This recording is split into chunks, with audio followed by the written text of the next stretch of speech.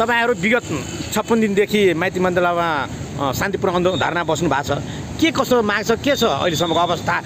हामीले यो सडकमा आज यो 5 बुँदे माग राखी काठमाडौँको माइतीघर मण्डलमा 56 दिनदेखि निरन्तर आन्दोलनमा छौँ र यी अहिलेका केपी शर्मा ओलीका नेतृत्वमा बनेका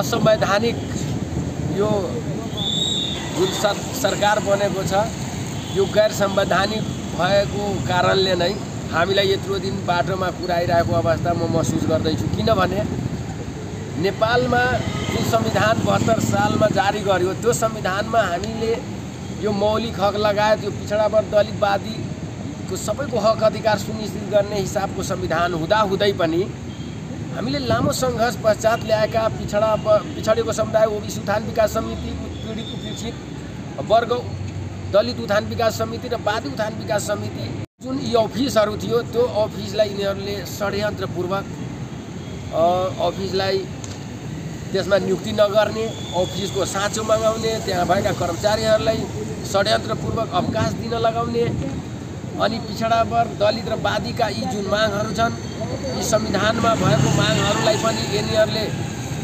पुरा गर्दै यिनीहरूको हक अधिकार अगाडि सुनिश्चित गर्नुपर्नेको साथा जुन सानो हक अधिकार दिइरहेको पनि त्यसलाई खोज्दै गएको अवस्था छ।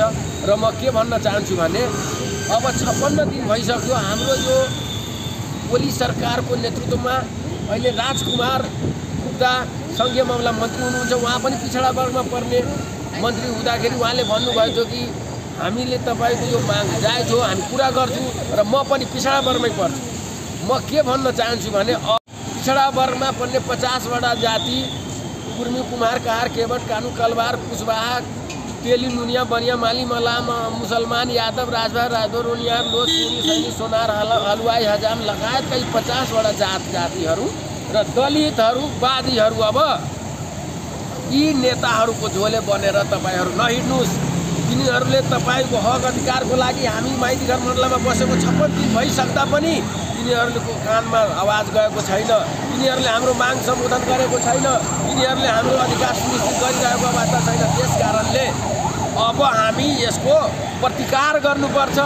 यिनीहरूलाई सबै ठाउँबाट आफ्नो टोलबाट यिनीहरूको पछि नलाग्नुहोस्, यसलाई प्रतिकार गर्नुहोस्, यिनीहरूलाई बहिष्कार गर्नुहोस्, यिनीहरूलाई भोट होइन यिनीहरूलाई चोट दिनुहोस्। अब आफ्नो घरबाट यिनीहरूलाई लखेट्नुहोस्।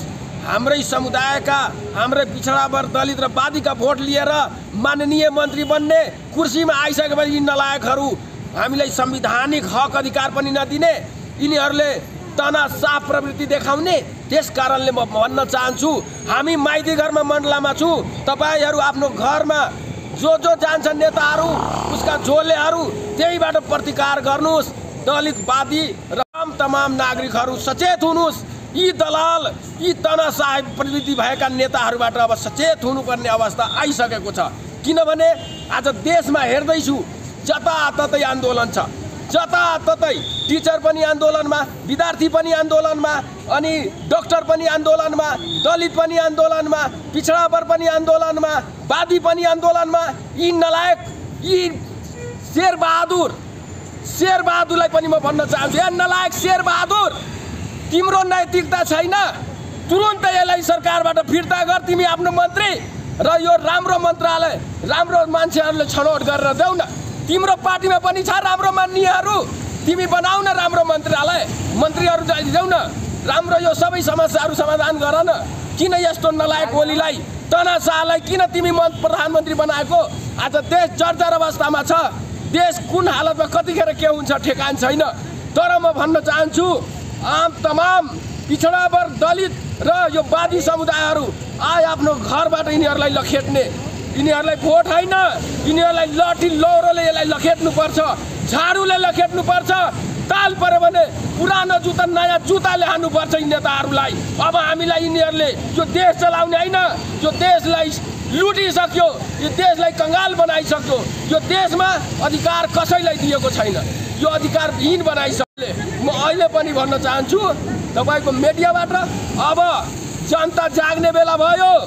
जनतालाई 84 होइन 82 सालमै देखाइदिनुपर्छ यिनीहरूलाई। 84 हामी कुर्दैन अब। 82 सालमै यी मान्यहरूलाई हामीले भोट दिएछौँ, यी मन्त्रीहरू बनेछ, यिनीहरूले हामीले अब खोज्नुपर्छ, यिनीहरूको लोगो खोज्नुपर्छ, यिनीहरूलाई आफ्नो आफ्नो गाउँबाट लखेट्नुपर्छ।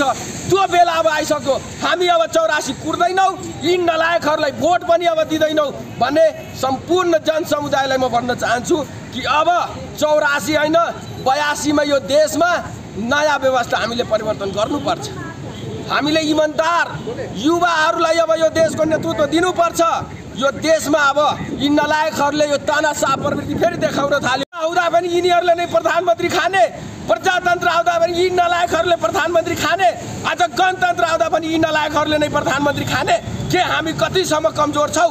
अब जनताले 84 होइन 2082 सम्ममा यिनीहरूलाई दल लगाउने अवस्था आइसकेको छ र म सचेत गराउन चाहन्छु अब यिनीहरूलाई आफ्नो आफ्नो घरबाट लखेट्नुहोस्। यिनीहरूलाई अब हामीले दिएको भोट फिर्ता लिनुहोस् अनि त्यसपछि हामीले मध्यावधि होस् जुनसुकै होस् अब नयाँ हिसाबले हामीले अब जानुपर्छ। तमाम देशलाई खोखला बनाइसक्यो। आम नागरिकलाई यिनीहरूले यो अनागरिक बनाउँदैछ। कहिले के घोटाला, कहिले के घोटाला, कहिले नेपालीलाई भुटानी बनाइदिने अनि घरभरि पैसा राख्ने अनि पछि गएर कसम खाने, पशुपतिमा गएर मन्दिरमा गएर कसम खाने। ए नलायकहरू, तिमीहरूले हामीलाई मनुस्मृति लाद्न खोजेको त्यो कसम खाएर होइन। जनताले तिमीलाई लखेट्छ। अब जनताले तिमीहरूलाई अब धेरै ठुलो सजाय दिन्छ।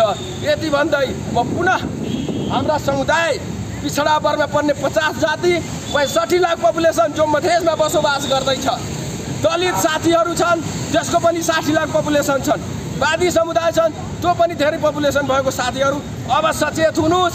यिनीहरूको झोले नबन्नुहोस्। यिनीहरूले तपाईँलाई टिकट देला, यिनीहरूले 2-4 लाख पैसा देला, कुनै कार्यक्रम देला, यिनीहरूले बर्बाद गरिदिन्छ। देशलाई यिनीहरूले बलात्कार गरिसक्यो। त्यसकारणले यसबाट बच्नुहोस्, देशलाई बचाउनुहोस् र यिनीहरूलाई लखेट्नुहोस् र 2082 सालमै यो देशमा अर्को परिवर्तन ल्याउनको लागि सबै जनता सुचारू हुनुहोस्, जागृत हुनुहोस्। यही भन्दै म आफ्नो 2 शब्द टुङ्गाउँछु। धन्यवाद, नमस्कार।